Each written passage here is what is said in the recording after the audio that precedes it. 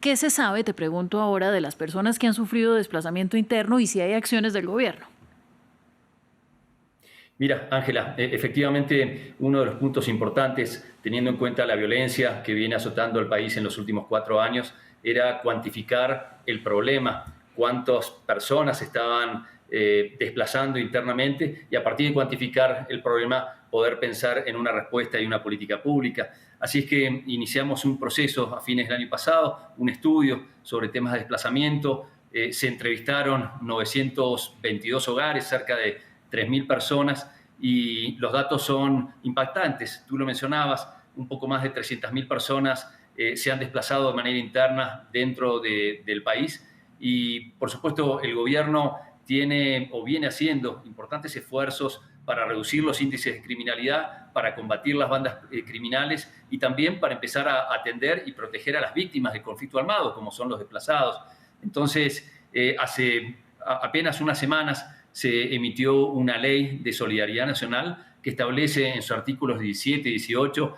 primero, la protección y la asistencia integral e inmediata a las personas que son víctimas del conflicto, y luego empezar a generar distintas políticas, entre ellas un registro único de víctimas. De nuestro lado, como ACNUR, Agencia de Naciones Unidas para los Refugiados, es apoyar y brindar nuestra cooperación técnica para poder tener estrategias que permitan prevenir por un lado y atender de manera inmediata a las personas que son víctimas del conflicto. Bueno, en tu opinión, las medidas de mano dura del gobierno, ¿qué efecto han tenido en la población y en la seguridad? Mira, son situaciones bien complejas. Estamos hablando de un crecimiento del delito en los últimos 4 años de cerca del 600%.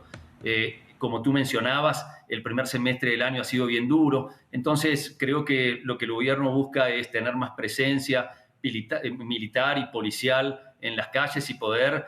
intervenir y tratar de mitigar los impactos de esta violencia. En paralelo, por supuesto, lo que se requieren son políticas sociales para poder atender y evitar la captación por parte de estas bandas criminales de personas civiles, entre ellos niños, niñas y adolescentes. Y así es que están trabajando en distintas estrategias que tienen que ver con la prevención y, por supuesto, también con el combate entonces a las bandas criminales. De nuestro lado, como organismo humanitario, estamos mucho más focalizados en ver cómo trabajar con las comunidades para que hayan comunidades protectoras, cómo apoyar a los centros educativos y los entes rectores en educación para que la comunidad educativa esté atenta y podamos identificar riesgos, siempre apoyando a los gobiernos, tanto nacional como gobiernos locales, en donde hay mucho trabajo por hacer entre todos y se requiere mucho apoyo de la cooperación internacional, toda vez que el país está pasando momentos fiscales complicados también. Bueno, y finalmente, te quiero preguntar, porque me llama mucho la atención esta proyección que realiza la ONU, ¿en qué se basa? A partir de estas 900 familias o poco más que se entrevistaron, ¿cómo llegan ustedes a la cifra de 300.000 personas? Mira, es una proyección, el estudio se hizo con datos cartográficos del INEC, se hizo en 11 provincias diferentes, haciendo un match entre los mapas del delito, homicidios, extorsiones y la cartografía que se utilizó en el censo, con lo cual es una encuesta que tiene representatividad nacional y un 95% de confiabilidad. De ahí se sacan las proyecciones, toda vez que de cada uno de estos estudios uno observa, por ejemplo, de que el 13% de los hogares tiene al menos una persona que se ha desplazado en los últimos 2 años y de ese 13%, el 42% del 13, es decir, más o menos 5.5 hogares, tienen al menos una persona de la familia que se ha desplazado por la violencia, es decir, por los impactos que ha tenido la violencia. Esa proyección en el marco poblacional del Ecuador nos determina que son aproximadamente 156.000 familias que tienen al menos un familiar que se ha desplazado, y eso traducido a personas